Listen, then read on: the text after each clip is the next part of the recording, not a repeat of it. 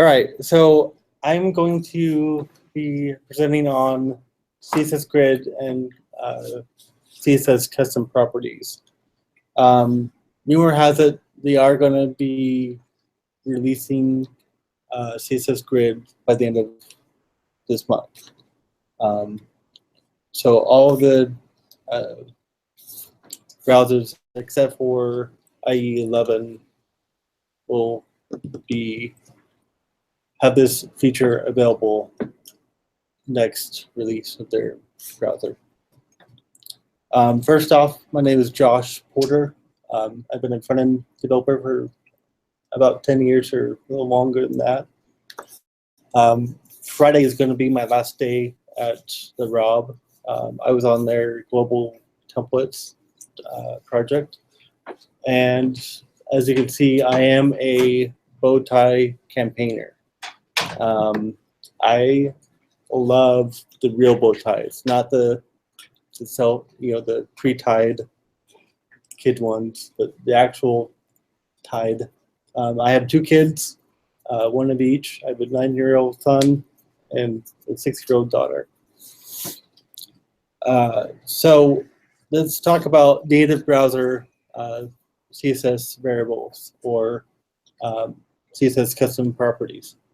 At the early stages, they did name these custom properties as CSS variables, but they wanted to break themselves apart from SAS variables because they are completely different than SAS variables. So for just an example, SAS is on the left and it compiles on the right. And here is the custom properties example. So you set the root main color, main head color, and then you declare the variable, and it renders to the right. So you get the exact same render. Why use them? Is root a namespace? Yes, so that's the most parent element that you can declare. It's actually higher than HTML. So why use them? No preprocessor necessary.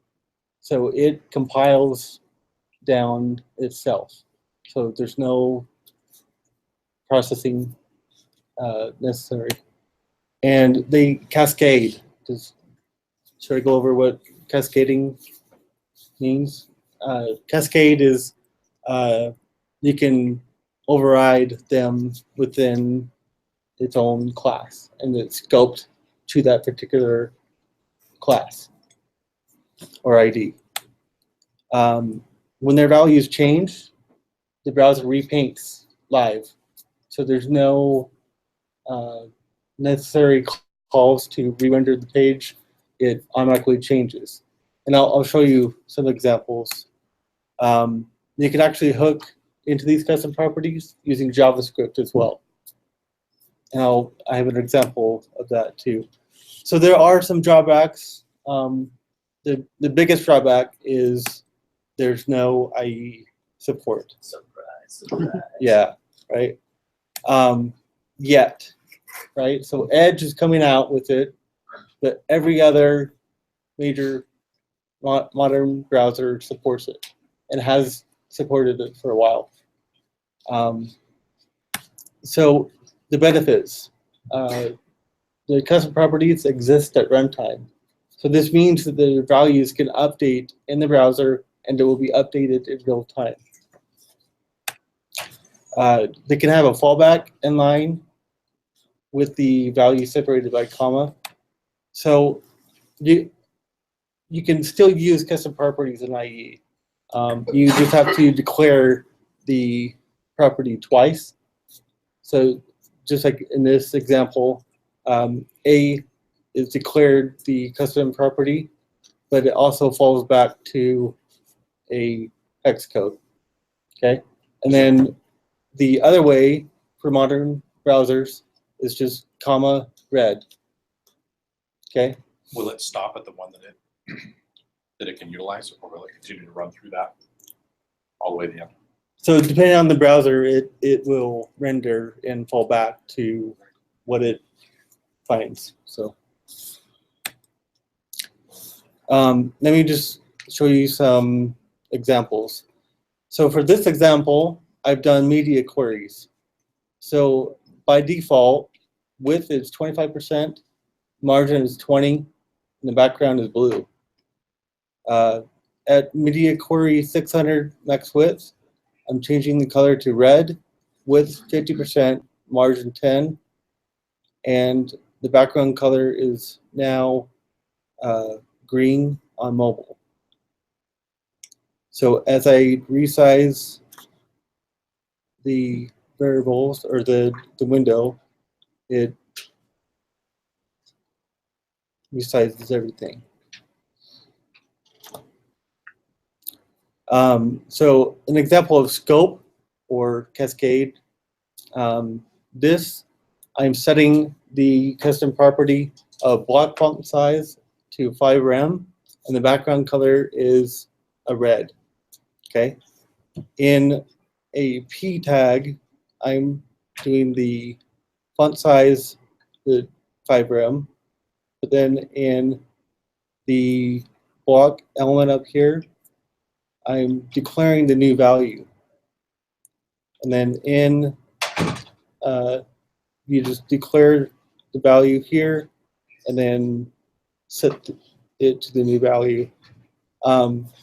One thing to keep in mind is it's cascade. This example, you have background color green on the hover. So when I hover over, it changes immediately because I don't need to declare the background at all, because it's inheriting the class red, and I'm changing the property value of that scoped element. This is where JavaScript comes in. Right now, I'm doing a change event listener, and I'm setting the property to the input value of this input. So in real time, you can change the property using JavaScript. So I got really excited using this for a user or end user experience when they're trying to theme their own page or anything like that. You could set up custom properties and have the page change in real time instead of re-render and save and then populate the changes.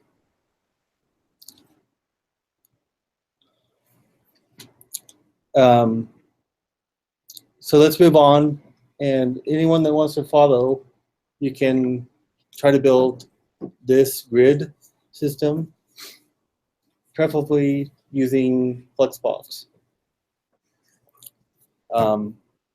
You can, I've already built out the divs and everything if you want.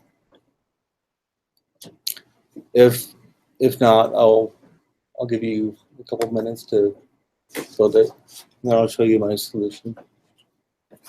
Who here wants to take time to build it? Okay, I'll just move on. So a Fluxbox solution for that is you display flex on the parent, and then Flexflow row wrap, right? And then you, in the child, you give each individual box a width and height and the margin.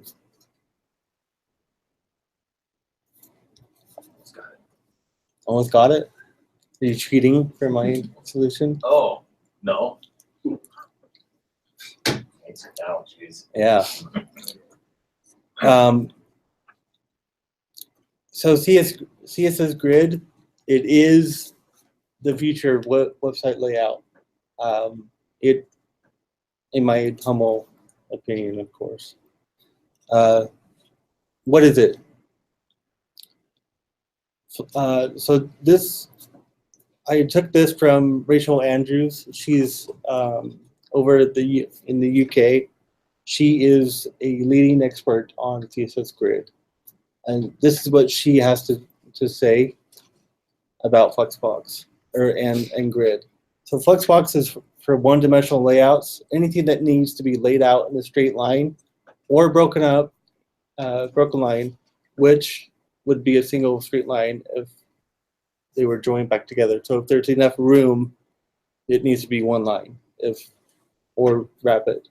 Grid is for two-dimensional layouts. It can be used as a low-powered Fluxbox substitute. We're trying to make sure that a single column row acts very similar to a Fluxbox, but that's not using its full power.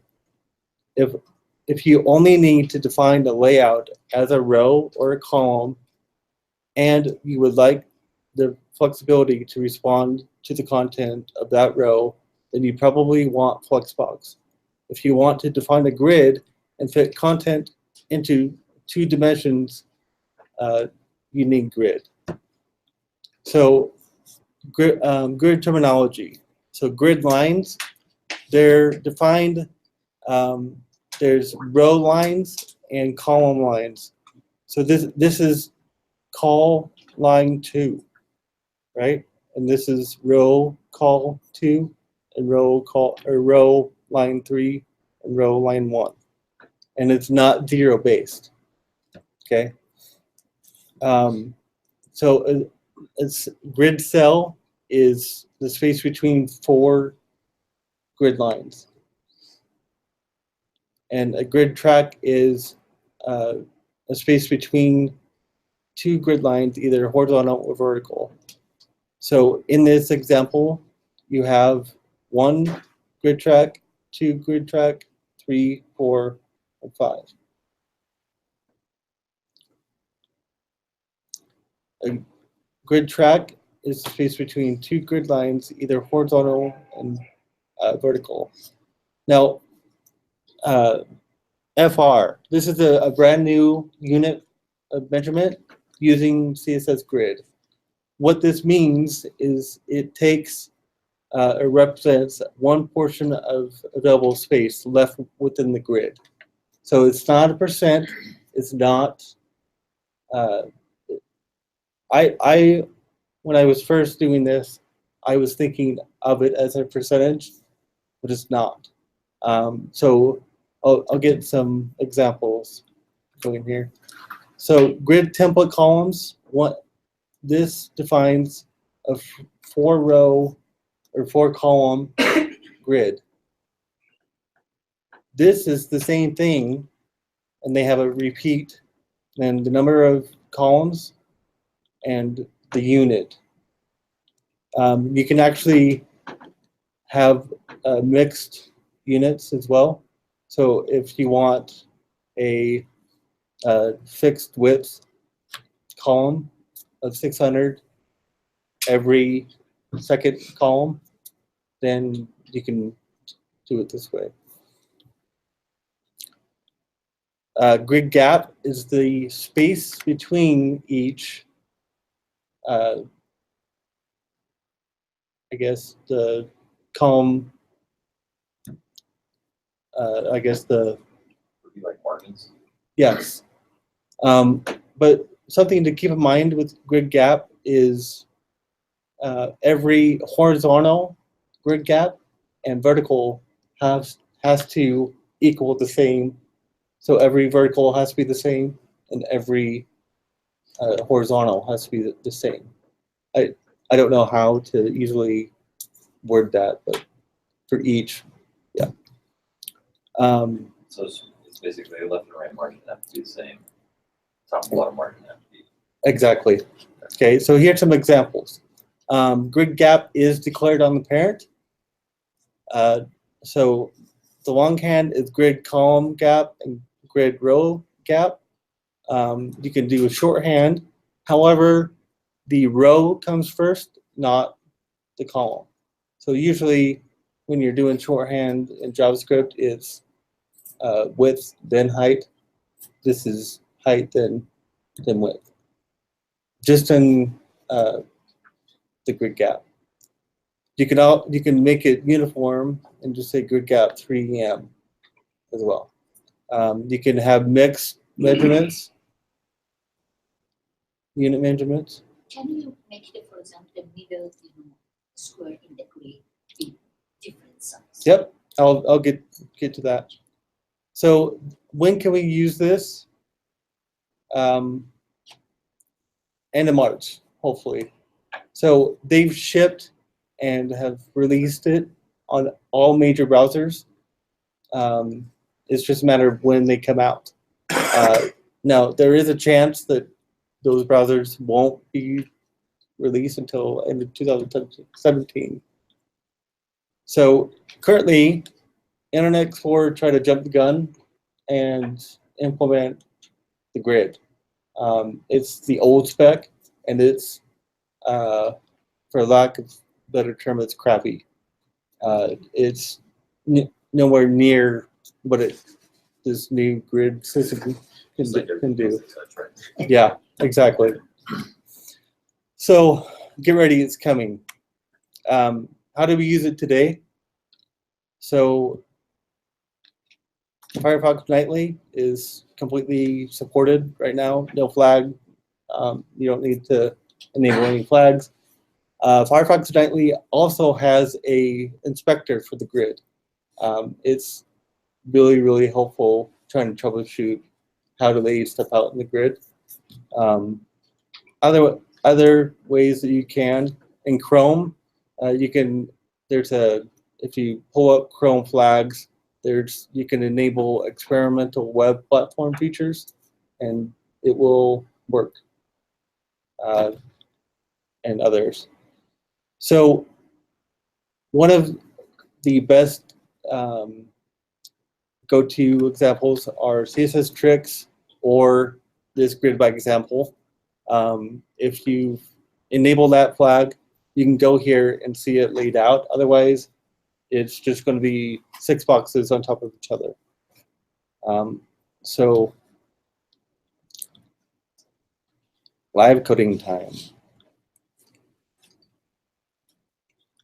So this is now the grid.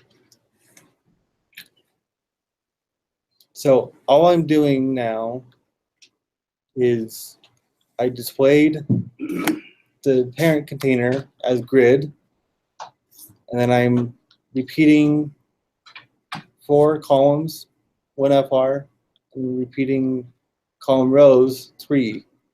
Watch what happens when I disable the rows. It still works.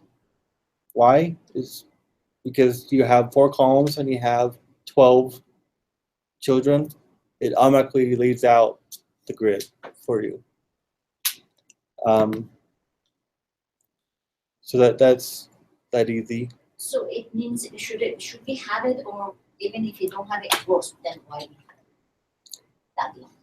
So I'll get that. So here's one way that we can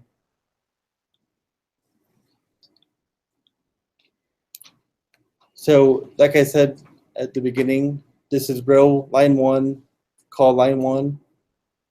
You can actually lay out a grid by declaring the starting point of each children. So longhand, you can do grid column start and grid column end, or you can do grid column starting at 1 and ending at 3, or span 6. So wherever you have room, have 6 columns or 6 rows, you can span 6 of those rows.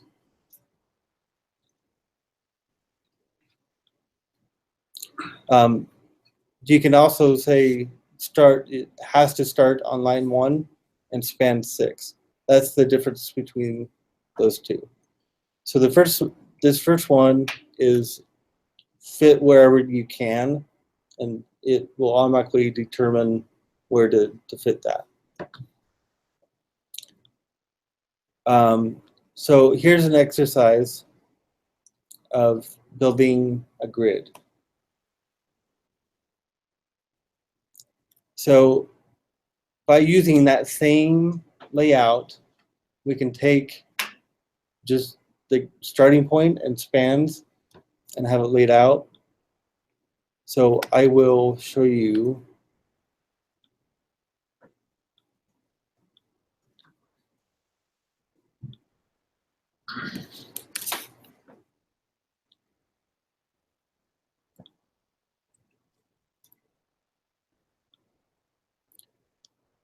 So by default, and when I resize the window, it stays in the grid. So you can also have different starting points at different media queries. So you can place number 3 at number 9 at a different media query by just saying grid column, however many columns, and grid row, and have it switch. So designers aren't limited to responsive of just stacking everything on top of each other. Right? Make it more fun. This is where I got excited too. So grid template areas. You can define a grid template area and then assign your DOM elements to that grid template area. If you want an empty space, you just put a period and then the name of the template area. So after me telling you how to span columns and rows, what kind of layout do you think this layout would?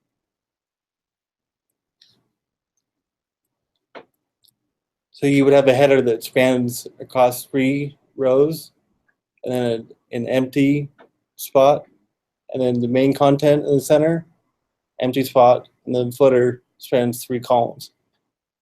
So it's like a big I. Okay. So another example is this spans header, and then I have the side area for navigation or whatever, and then the main, and then an empty spot, footer, footer, footer. So it looks like that.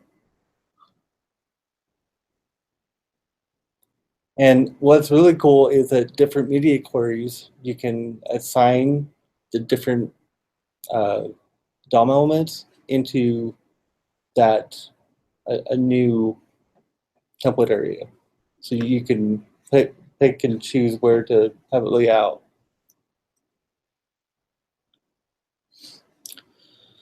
Okay, so this is a yes, right? So how many lines of CSS would this take for Fluxbox? You would have to have each row as its own container, right? And then this whole thing would be its own container. This would be its own container, right? So this is the last slide, but I really want participation in diving into this. So I'm going to open this, and then people are going to tell me how to code this out. So anyone can. Dynamically when you use those numbers. Okay, so let me pull.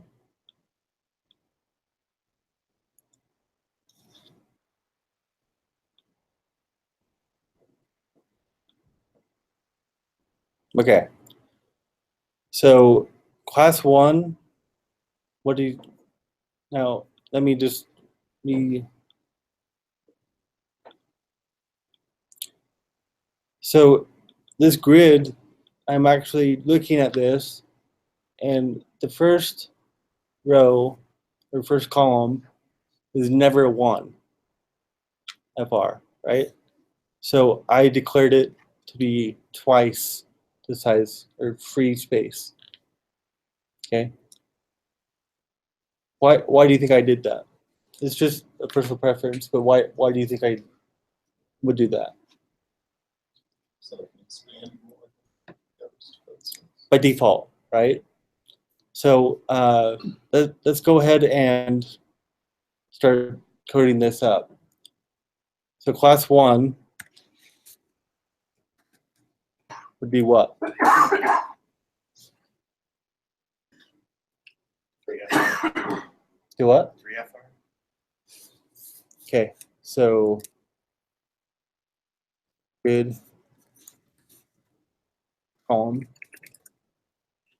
and Grace is not going. Q.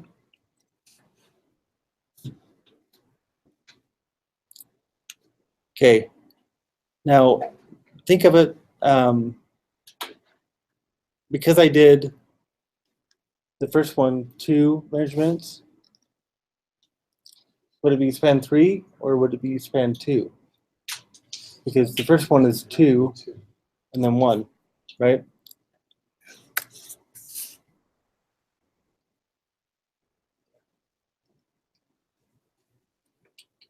Okay, so now each individual column or cell it's inherited 1 by 1 of row and column height, whatever you determined.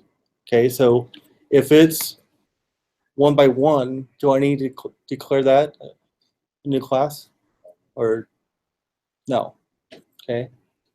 This is what I love about Grid is it's so minimal, just CSS. You don't really need every single class to say, okay, this one I need height and width. It just automatically determines the width and height. So the next box is what? 7. 7. 3. Span 3.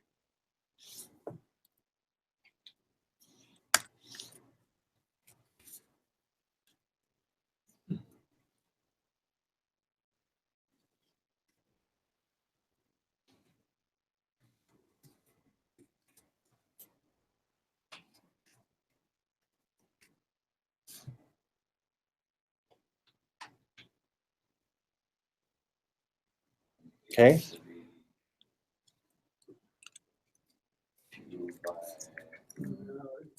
2 by Span grid row 3. yeah. Oh,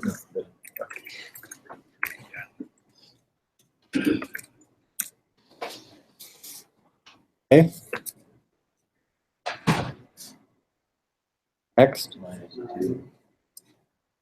Grid row. On that grid row, right?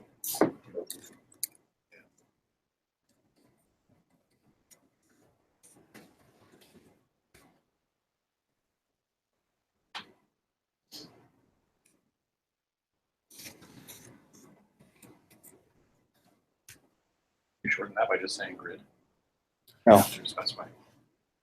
It has to, you have to define that. But span 2 is also, I believe, so if I did span 2, it's determining where it is in the DOM and spanning next.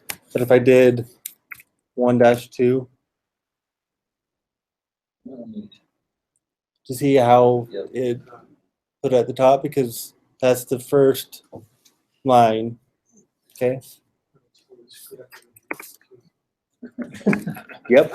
So you have to be careful, right? So you have to look at the design and count how many columns and rows do I need to create a grid. Okay, next. 14.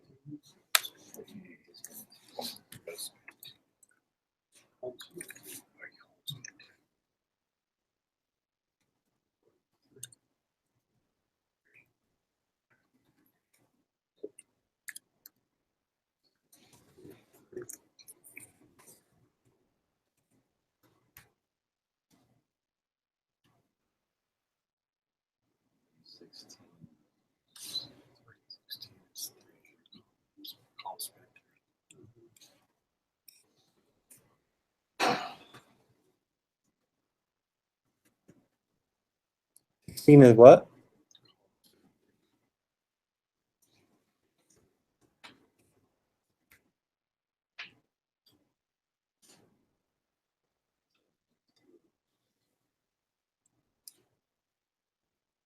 So are you seeing in 5, it's figuring out where to place the other elements automatically. So 17 is what?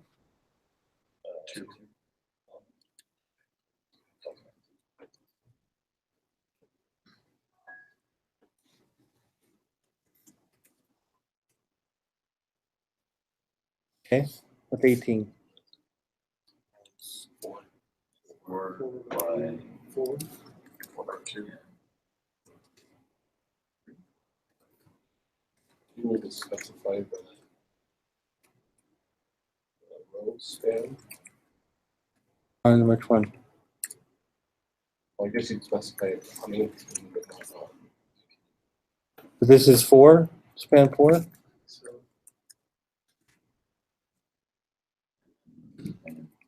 Two row span, right? that's still gonna be 4. It's like Right? 4. 4. And your row span of 19 is 3. Yeah.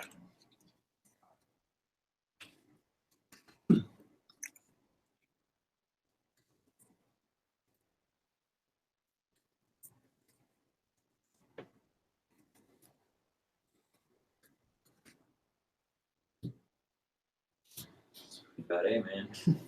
It's good. So in just one thing of each class, you can lay it out. Pretty complicated layout.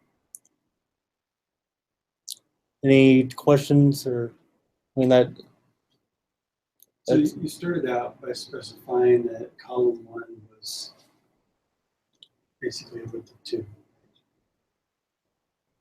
so Find it doing that. here, I'll show you what, That So would if we bore do- my brain trying to remember that that starts out with 2, that was really 2. yeah. So if I do 1, check what happens. Sure. You'd have to go back and like specify it on 5 and 8, Correct. and then how would it change? But I guess my question is it easy to remember that everything's just 1? Yeah, so you rather than can, trying you to can do that, be right? So, fancy and- yep. So just like repeat 10 rows, 1 FR, you can say repeat 5 columns. So let's pretend I use Bootstrap all the dang time. Could I do? So this is going to get, in my opinion, this is going to kill Bootstrap. It probably will. I'm saying, Um, can you do grid template columns 1 per 1 per 1 per 1 per 1 per 1 per 12 times? Yeah. And just call it a day. Yep. Done. Or you can do this. So repeat. Yep. So the repeat function actually gives pretty cool. Is you can repeat like 2 and then space or comma and then determine like just repeat 2 of them and then space repeat 4 at a new measurement. So you can dynamically like the first 2 is always this, the next 4 is this, and then yeah. So if I do 12 and then 1 FR,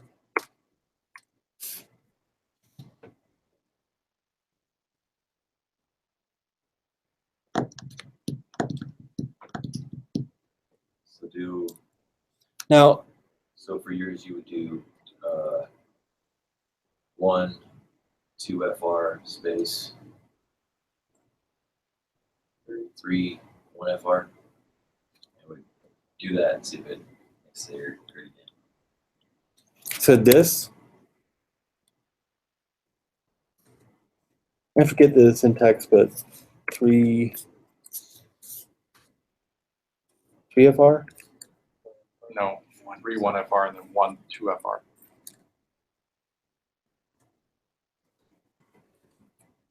This might not work. We have that same 3, right?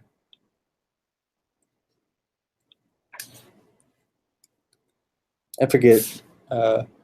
There's something other, or so.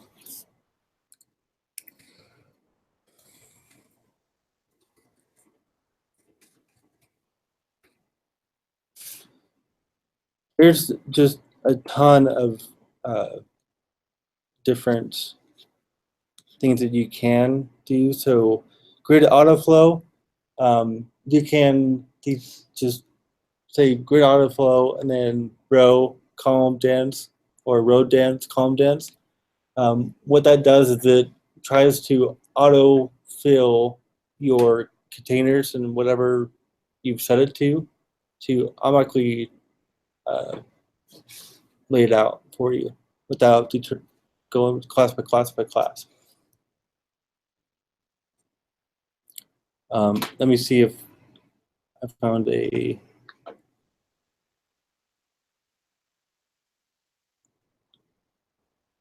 Nope. So, grid by example. So here, line weight based. So these first A, F, E, B, C, and all she's doing is grid column starts at 2, and then to 3, grid row 1, and then to 2, B, 2, 3, 2, and 3. Does it make sense now? So she's explicitly saying where each one goes. Instead of span 2, like just so. What I was doing with shorthand span 2 is, hey, you're at your space in the DOM. Now span where you're at. This is actually saying, take it out of your current placement, and then start at this row line and column line that I'm telling you to.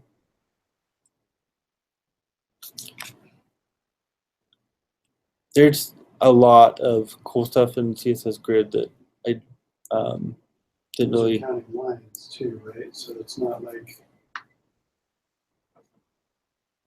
Okay. Yeah, so if you remember, oops.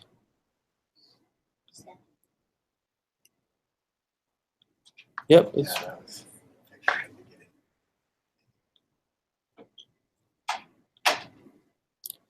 so this,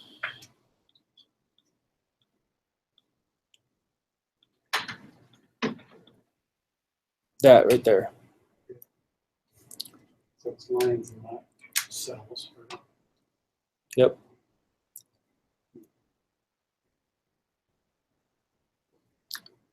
Any questions, concerns? How does it handle kind of overflowing some more contents added? Like if you threw a bunch of long into like the first column, what would that end up doing?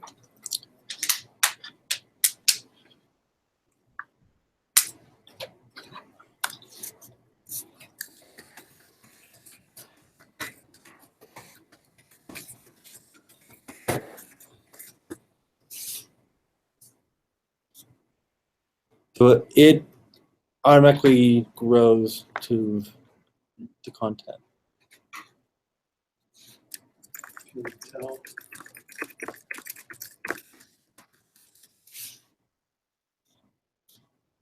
The row height of the grid now is the 1FR measurement is now calculating the height of that. And then it's making all the rest of them that height as well.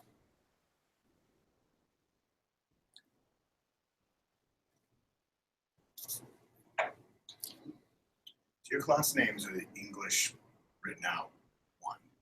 Is that because CSS doesn't support a like dot integer one? No, I just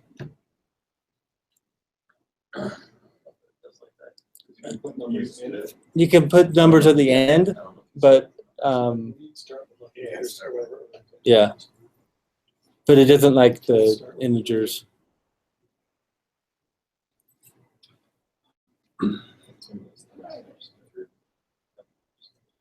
Yeah. Yeah.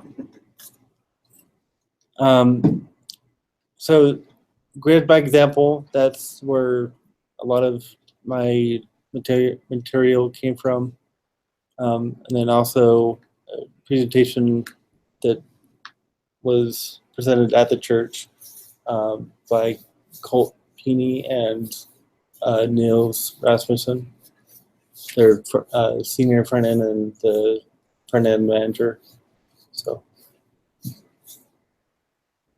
Well, that'd be sexy when it's out, yeah. widely supported. So you could actually have graceful fallbacks with Fluxbox. So you can start coding in Grid with that flag enabled, and then have a graceful fallback with the Fluxbox. And then once the browser updates, it will Grid will take over. Wonder what the support is for like native mobile browsers, So like Rapid. It's not there.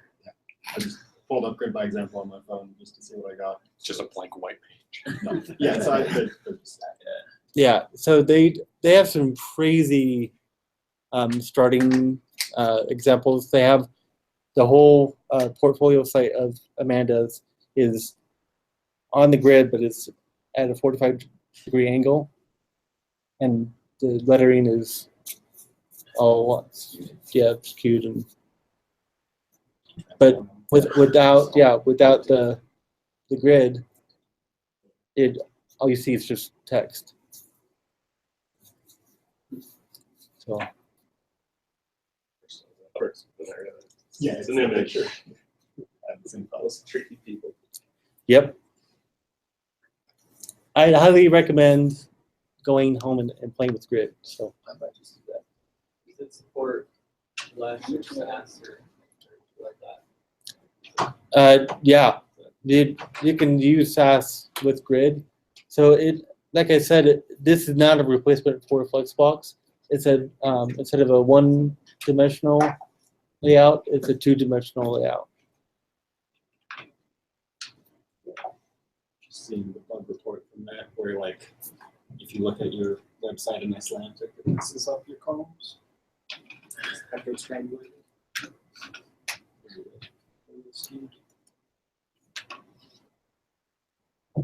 Oh, I know, it's that way because we changed the template. So if we actually, go back to the 1FR.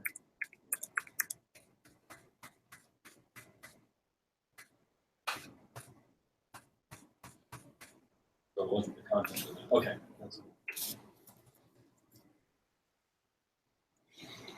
But do you see how each row now? What if you, Yeah, it's- you have to what go if back you to- tell, But what you if you go tell back to box 2FR. one to only span for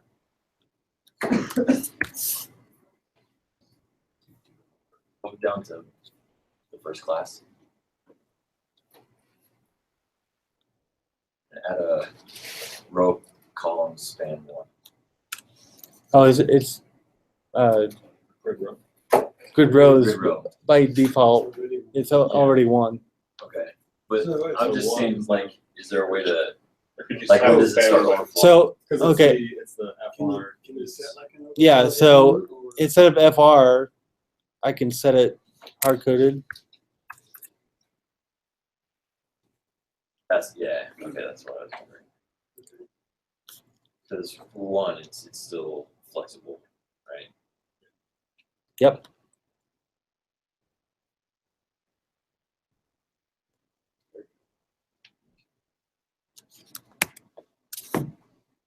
Can you have different rows have? Different heights. Yeah, so like in your grid template, would you just specify? Okay, you just specify the different rows instead of saying B10. You just specify. Yeah. So I would have to have 10, but I can do 1FR, 2FR, 1FR.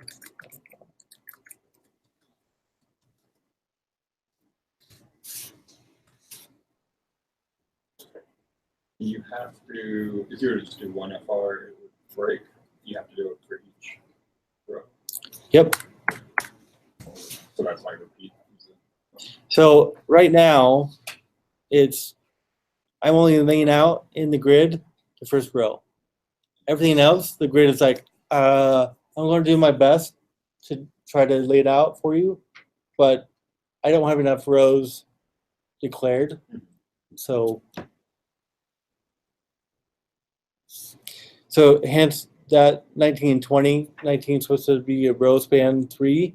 It's only got 1 row, so that rule is now, just ignored.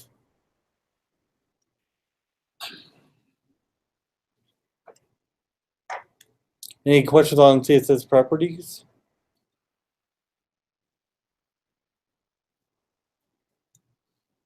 Does it have any of the color functions for like tint, shade? Yeah, so anything that you can do RGB, you can declare that color custom property. It's just determining the variable has to have a dash in front of it, and then that way you can access that through JavaScript. So is SAS updated to understand that, or does it just render it as you write it?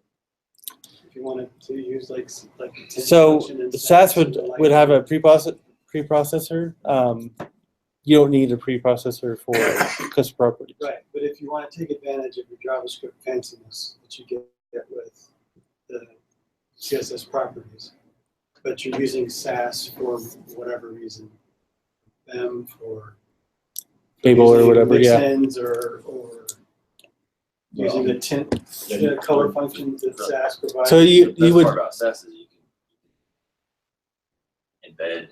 everything, yeah. Yeah. So It's you not can just have variables.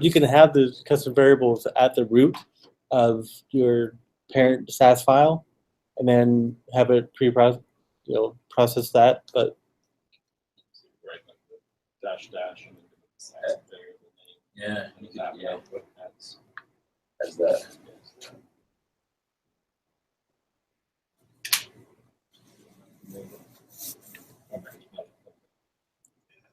yeah, the only sucky part is it's not supported in IE 11 or Edge yet. If So you're using those, it's user error. right, you just have a big hairy message that says download a real browser. It just says don't do that. Don't do this. You think your life. That was the next thing. Last project was an internal tool, so it was Chrome only. Now I'm like having to support IE8. No. Yeah, I was writing like trying to figure out how I can search a string when I can't use like all of the nice string.search and all that. It's like, oh, I have to use regex methods and see if it's greater than -1. Senior dev where I'm at right now, he always says that. Like somebody comes in and says, hey, this isn't working in IE. It's like user error. So jaded. Okay, well that's it for me, guys. What's the website? Grid by example. And then CSS Tricks also has a huge just explanation of CSS Grid too.